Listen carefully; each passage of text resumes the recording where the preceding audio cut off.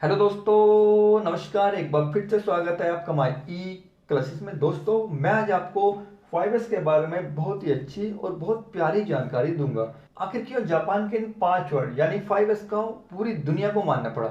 मैं आपको एक बात और बताना चाहूँगा दोस्तों कि जब भी जापान अपनी इंडस्ट्री में कुछ भी सुधार करता है तो पूरी दुनिया की इंडस्ट्री जो है उसको फॉलो करने की कोशिश करती है। अब मैं आपको छोटी सी जानकारी और देता हूँ दोस्तों, आखिर ये 5S का कॉन्सेप्ट आया कहाँ से। देखिए, ये कॉन्सेप्ट तो जापान से ही आया है और सबसे पहले 1980 के दशक में टोयोटा जो कंपनी है उसने इस कॉन्सेप्ट को जो है अपनी प्रोडक्शन यूनिट में लागू किया था और धीरे धीरे ये पूरे वर्ल्ड में फैल गया 5S का कॉन्सेप्ट। और इसमें एक 6S और जुड़ा है, वो भी मैं आपको वीडियो में आगे बताऊंगा कि आखिर वो 6S होता कौन सा है। तो सबसे पहले हम बात करते हैं ये 5S की, कि 5S क्या है। वीडियो लंबा ना हो इसलिए मैंने सब पहले ही लिख दिया है आपके लिए। पहला वर्ड है शीरी। क्या बोलते हैं? पहला वर्ड है शीरी, इसको बोलते हैं शॉर्ट और यहाँ छाटना। इंग्लिश में शॉर्ट, हिंदी में छाटना। दूसरा है सी टोन, सेट इन ऑर्डर यानी कि अच्छे से लगाना। तीसरा है शिशो यानी कि शाइन, शाइन माने चमकाना या फिर उसको साफ करना। फोर्थ है शिकेत्सु, क्या? शिकेत्सु, यहाँ पे स्टैंडर्डाइज। ठीक है, यहाँ पे क्या? स्टैंडर्डाइज यानी कि मानकीकरण। पांचवा है शित्सुके, क्या है? शित्सुके।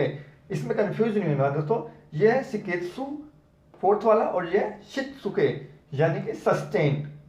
बोलते हैं कितने दिन सस्टेन रहेगा ये। सस्टेन यानी कि अनुशासन, ये अनुशासन में काम हो। तो ये हो गया ये 5 वर्ड का हिंदी मीनिंग और ये इंग्लिश मीनिंग। तो अब आपको मैं इसका एक एग्जांपल देके बताता हूँ कि आखिर ये किसी कंपनी में, किसी ऑफिस में, किसी घर में किस तरह से ये जो है कॉन्सेप्ट लागू होता है।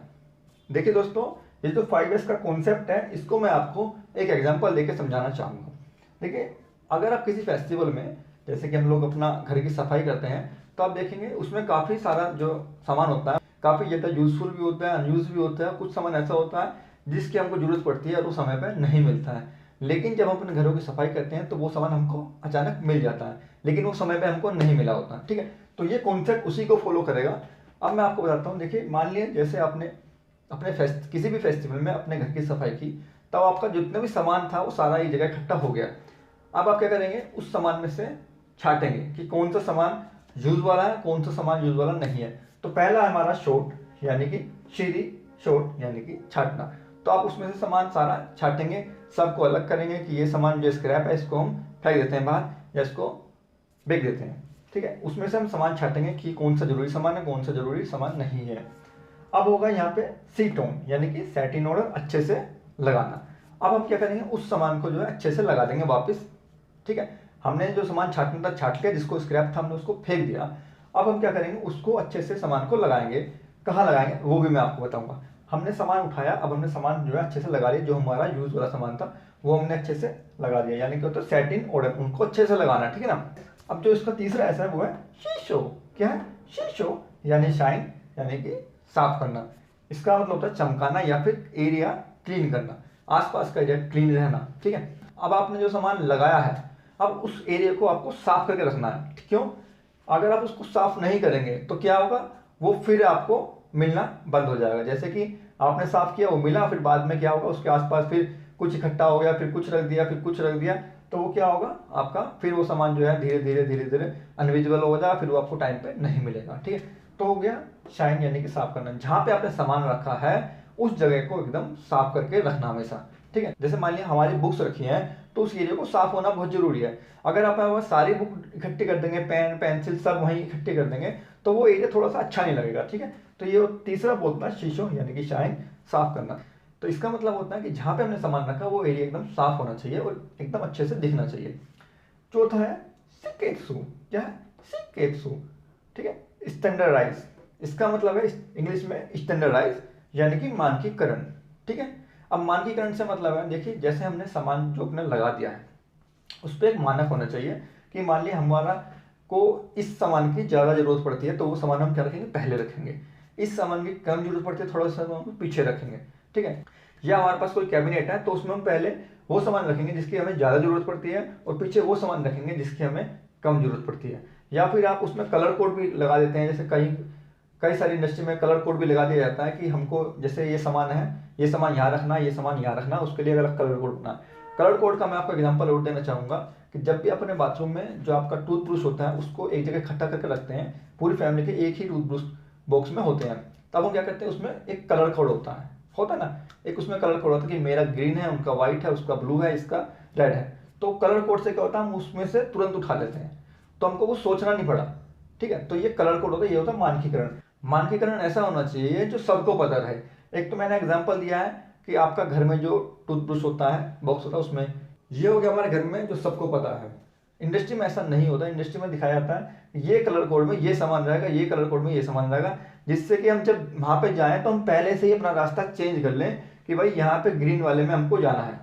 हम ऐसा ना हो कि हम वहाँ पास जाएं और फिर पास जाकर देखें कि किसमें कौन सा सामान रखा है, समझ गए ना। एक स्टैंडर्डाइज होना बहुत जरूरी है, इसलिए वहाँ ग्रीन है और वहाँ रेड है और हमको पता है हमको रेड में जाना है या फिर ग्रीन में जाना है, तो हम पहले ही अपना रास्ता ऐसे चेंज कर लें। ये ना हो कि हम पहले ऐसे जाएं फिर देखें किस में सामान रखा उससे उठाएं। या फिर आपके पास 2 बोल्ट हैं, एक 10 नंबर का और एक 12 नंबर का, तो आप जाएंगे पास में, तो पास में जाने के बाद देखेंगे कि कौन सा 10 नंबर का कौन सा 12 नंबर का, उसमें ज़्यादा अंतर तो होता नहीं है, तो आप पास में जाएंगे। लेकिन हम पहले से ही कलर कोड लगा देंगे कि इसमें जो है ग्रीन में 12 नंबर है या 12 नंबर है, या और इसमें रेड में जो है 10 नंबर है, तो हमें पहले ही पता लगता है, हमने आंख बंद करके ऐसे उठा के चले जाएंगे, हमको ऐसे देखने की जरूरत नहीं है। ये होता है मानकीकरण, जैसे कि मैंने आपको टूथब्रश में एग्जाम्पल लेके बताया। ठीक है, इससे कभी गड़बड़ नहीं होती, मानकीकरण भी करना जरूरी है। जो आपने सामान लगाया है वो सामान भी आपका एकदम ऐसी रहे, भले आप उस जगह हो या ना हो, इसलिए मानकीकरण होना बहुत जरूरी है। अब देखिए जो लास्ट ऐसा है ये है शित्सुके। क्या शित्सुके यानी कि सस्टेन, उसको अब सस्टेन करके रखना है ना, सस्टेन या फिर अनुशासन, हिंदी में बोलते हैं अनुशासन, इंग्लिश में सस्टेन। अब देखिए जो हमने अभी तक काम किया था यहाँ से लेके यहाँ तक पूरा हमने तैयार कर दिया, अब उसको सस्टेन हमको करवाना है, यानी कि वो वैसा ही रहे जैसे हमने आज किया है। ऐसा ना हो कि हमने आज वो काम कर दिया और बाद में वो सब काम बर्बाद हो जाए। सस्टेन करने का सबसे बड़ा तरीका होता है कि आप सबको बता दें कि जो आज सिस्टम बनाया गया है उस सिस्टम के हिसाब से जो सामान जहाँ रखा है वो वहीं रखा जाए। आप काम करने के बाद उस सामान को वहीं रख सकते हैं, जैसे आपकी बाइक की चाबी आप वहीं टांगे जहाँ पे आज उसको आपने बना दिया है। अब क्या होगा, वो आपके अकेले से नहीं हो सकता है, ठीक है, जब तक उसका सभी लोग पालन नहीं करेंगे। जैसे इंडस्ट्री में काफी सारे लोग होते हैं तो सब उसका पालन नहीं करेंगे, तो क्या होगा, वो जो फॉरेस्ट का काम किया हमने वो सब बिगड़ जाएगा। ठीक है, तो यानी कि क्या कहता है अनुशासन, यानी कि सबको वो बात माननी पड़ेगी जो आज आपने सिस्टम बनाया वो सब फॉलो करेंगे, तभी हम इस पूरे कॉन्सेप्ट को क्लियर कर पाएंगे। उनमें से 2 भी ऐसे होंगे जो इस फॉरेस्ट को पालन नहीं करेंगे, तो क्या होगा, वो माहौल बिगड़ता चला जाएगा पूरा, और बिगड़ जाएगा तो इसका क्या कोई मतलब नहीं रह जाता। इसलिए बोलते हैं कि अनुशासन, इसको सबको मानना चाहिए। सबसे बड़ा 5S का उदाहरण हमको हमारे किचन में मिलता है देखने के लिए, जैसे कि उसमें हम गैस लाइटर देखते हैं तो हमेशा गैस के पास ही रखा होता है, उसको ढूंढने की जरूरत नहीं पड़ती, वो गैस के पे मिल जाता है। कभी कभी ऐसा होता होगा जो आपको नहीं मिलता होगा, कितनी परेशानी का सामना आपको करना पड़ता होगा। इसीलिए जो हमारा किचन होता है उसमें सबसे बड़ा 5S जो हमारा फॉलो होता है, क्योंकि हमारा गैस लाइटर गैस के पास ही होता है और नमक और चीनी सबसे आगे होते हैं, क्योंकि उनकी जरूरत सबसे ज्यादा पड़ती है। सबसे बड़ा उदाहरण हमें हमारे घर के अंदर किचन में मिलता है 5S का कॉन्सेप्ट पूरा देखने के लिए। तो ये हो गया दोस्तों 5S का पूरा कॉन्सेप्ट। ये कॉन्सेप्ट हर इंडस्ट्री में हर घर में लागू होता है, आपको पता लग ही गया होगा। ठीक है, छठा जो होता है वो होता है सेफ्टी यानी कि सुरक्षा। ठीक है, इसका भी यूज अगर आपने ये सब काम किए हैं और आपने सेफ्टी का ध्यान नहीं रखा है तो इनका कोई मतलब नहीं बनता है। ठीक है, तो आपको सेफ्टी भी जरूर देखनी है। जैसे कि आप अपने घरों में अपनी बाइक की चाबी को कहीं टांग देते हैं, मान लिया आपने बाइक की चाबी ऐसी जगह टांगी है जहाँ पे कुछ इलेक्ट्रिक बोर्ड है, आपने वहां टांगी, तो वहां टांगना उचित नहीं है। ठीक है ना, क्योंकि वहां से उठाते हुए कभी भी आपको बिजली का जो झटका होता है वो आपको लग सकता है। इसलिए हमको देखना है कि हमने जो ये कॉन्सेप्ट लागू किया है उसमें सेफ्टी का क्या रोल है, वहां पे कोई प्रॉब्लम तो नहीं है। तो ये जो कॉन्सेप्ट है पूरी इंडस्ट्री में लागू होता है, जहाँ पे ये लागू होता है वहां पे व्यवस्था बहुत अच्छी रहती है, हर जगह हर ऑफिस में ये लागू होता है। ये था दोस्तों 5S का कॉन्सेप्ट। वीडियो अच्छी लगी हो तो प्लीज वीडियो को लाइक कीजिएगा, ज्यादा से ज्यादा शेयर कीजिएगा अपने दोस्तों को। थैंक यू दोस्तों, मिलते हैं नेक्स्ट वीडियो में, तब तक के लिए बाय बाय।